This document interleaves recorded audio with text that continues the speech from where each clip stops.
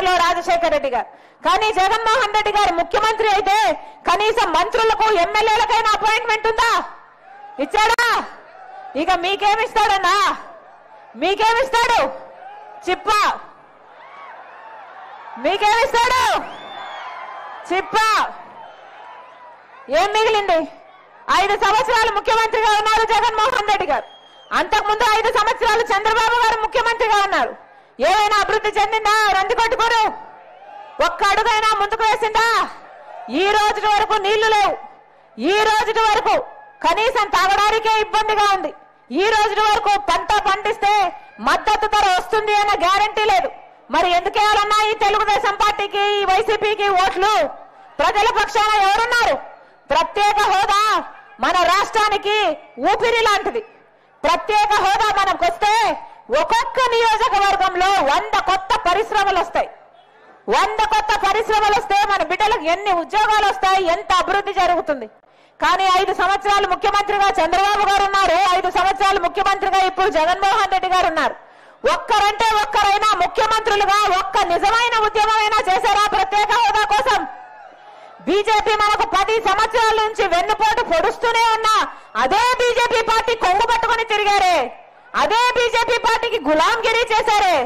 అదే BJP party చంద్రబాబుకి కావాలట, అదే బీజేపీ పార్టీ జగన్ రెడ్డికి కావాలట. మన రాష్ట్రంలో ఇది ఒక ట్రయాంగిల్ లవ్ స్టోరీ లాగా తయారైంది. వాస్తవం కదా?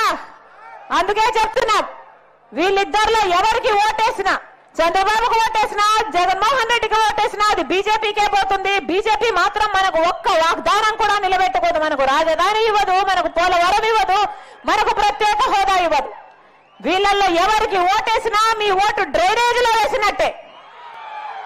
తెలుగుదేశం ఓటేసినా, వైసీపీకి ఓటేసినా మీ ఓటు డ్రైనేజీలో వేసినట్టే. ఒక్క కాంగ్రెస్ పార్టీ మాత్రమే ఈ రోజు ప్రజల పక్షాన నిలబడిన పార్టీ. ఎలా ఉండేనా కాంగ్రెస్ పార్టీలో రాజశేఖర రెడ్డి గారి హయాంలో వ్యవసాయం ఎలా ఉండే? రైతుని ఇక్కడ పెట్టుకున్నాడు కదా రాజశేఖర రెడ్డి గారు. నెత్తిన పెట్టుకోలేదా రాజశేఖర రెడ్డి గారు? అప్పుడు మద్దతు ధర ఉండింది, ఇప్పుడు ఉందా మద్దతు ధర? కనీసం డ్రిప్ వేసుకుందామంటే సబ్సిడీ ఇస్తున్నాడా జగన్మోహన్ రెడ్డి గారు? పంట నష్టపోతే పంట నష్టపరిహారం వస్తుందా? ఇదే 5 సంవత్సరాల కింద మైకు పట్టుకొని జగన్మోహన్ రెడ్డి గారు చెప్పిన మాట, నేను ప్రతి సంవత్సరం 3,000 కోట్లతో ఒక ధర స్థిరీకరణ నిధి ఏర్పాటు చేస్తాను. రైతన్న వాడు తను పండించిన పంటను నష్టానికి అమ్ముకునే అవసరమే ఉండదన్నాడు కదా జగన్మోహన్ రెడ్డి గారు. ఒక్క సంవత్సరమైనా 3,000 కోట్ల పక్కన పెట్టాడా అన్న రైతుల కోసం? 4,000 కోట్లతో పంట నష్టపరిహారానికి ఇంకో నిధి ఏర్పాటు చేస్తానన్నాడు.